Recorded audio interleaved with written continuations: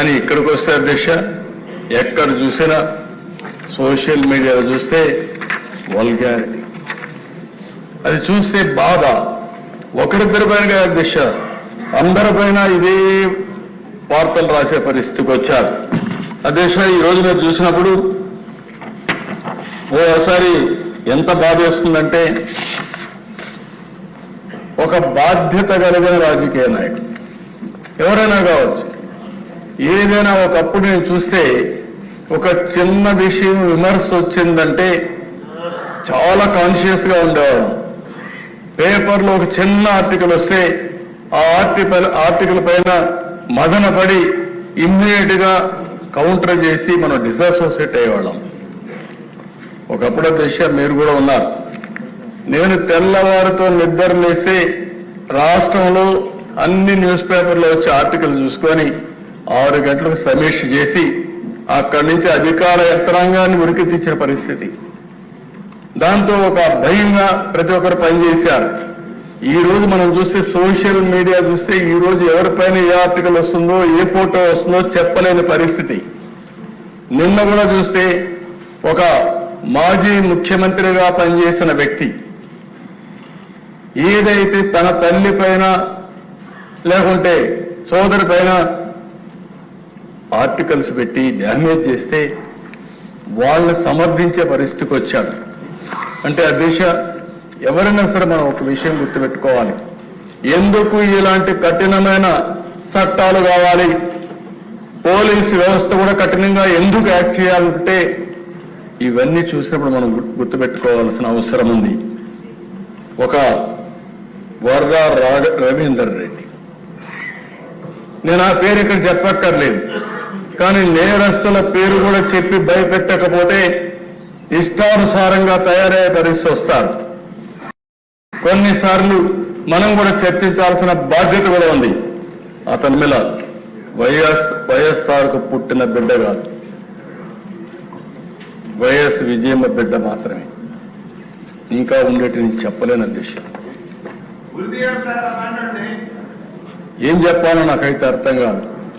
అది నా నోటితో నేను చెప్పే విషయాలు కాదు, ఉచ్చరించడానికి కూడా ఈ అసెంబ్లీలో మంచిది కాదు.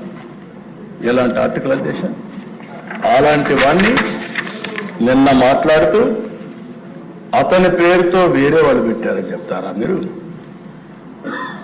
ఒక నాయకుడు బాధ్యత ఇది అంటే ఇంకా వెనకేసుకొస్తున్నావు. అదే షర్మిల నిన్ను కూడా చెప్తా ఉంది,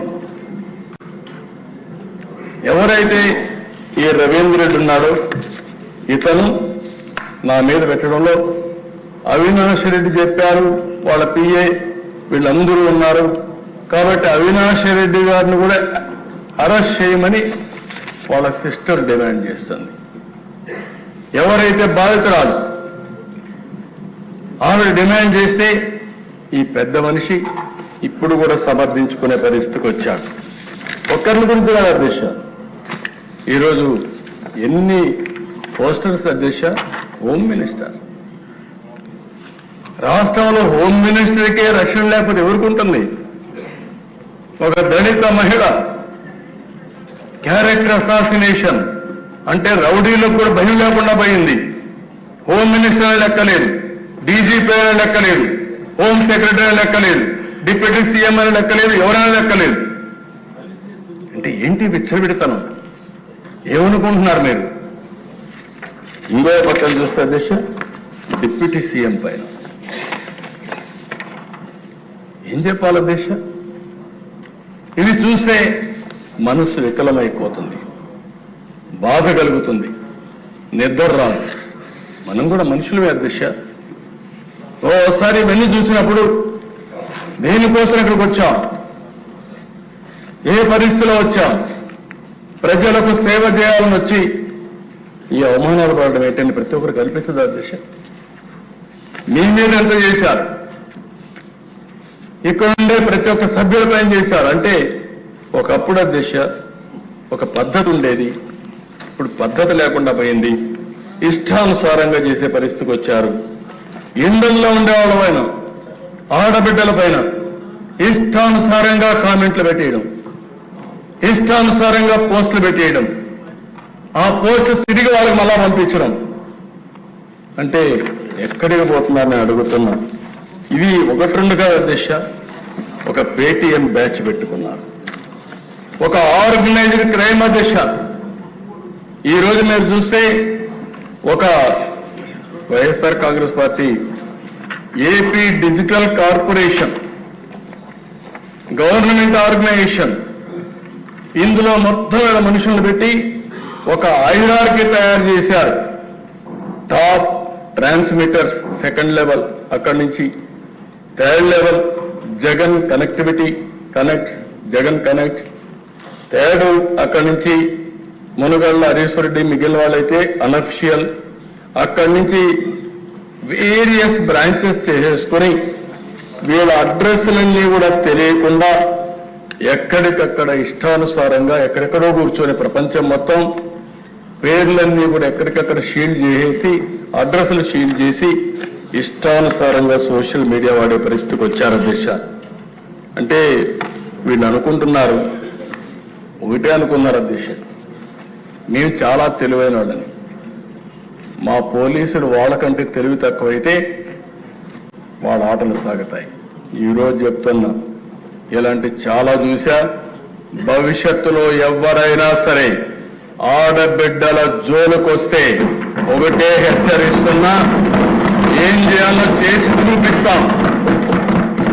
అందుకే పటిష్టమైన చట్టాలను కూడా తీసుకొచ్చాం. ఆ చట్టాల ద్వారా అవసరమైతే ఇంకా అధ్యయనం చేస్తాం. ప్రపంచం మొత్తం కూడా అధ్యయనం చేసిన తర్వాత ఇంకా పటిష్టమైన చట్టాలు తీసుకొచ్చి నేరస్తుల గుండెల్లో రైళ్లు పరిగెత్తించే విధంగా ఇక్కడ లా అండ్ ఆర్డర్ మెయింటైన్ చేస్తామని చెప్పి కూడా నేను మీకు తెలియజేస్తున్నాను. అధ్యక్ష, ఈరోజు మీరు చూస్తే నేను తీసుకొచ్చిన చట్టాలు కూడా మీరు ఒకసారి చూసినప్పుడు చాలా ఎఫెక్టివ్గా తీసుకొచ్చాం.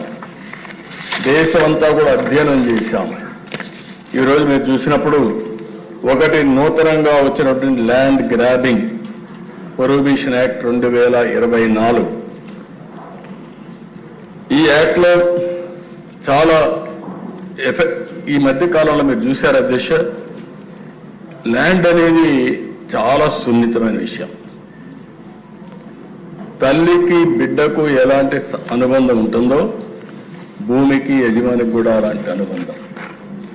2 సెంట్లు భూమి కోసం ఎన్నో పోరాటాలు చేసి జీవితాంతం కూడా పోరాడే సందర్భాలు చూశాం. అలాంటి భూమి విషయంలో ఇష్టానుసారంగా చేసే పరిస్థితికి వచ్చారు.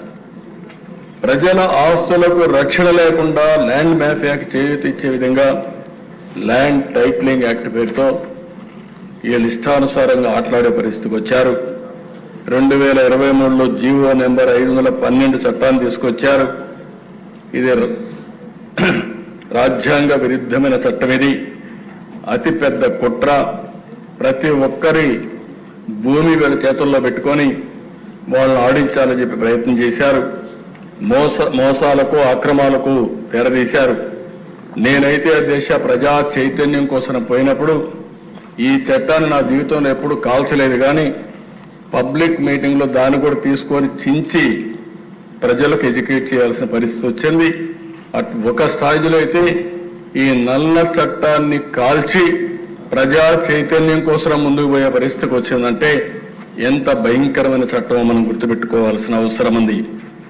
ఇందులో అధ్యక్ష జ్యుడిషియరీ పవర్స్ అన్ని తీసేశారు.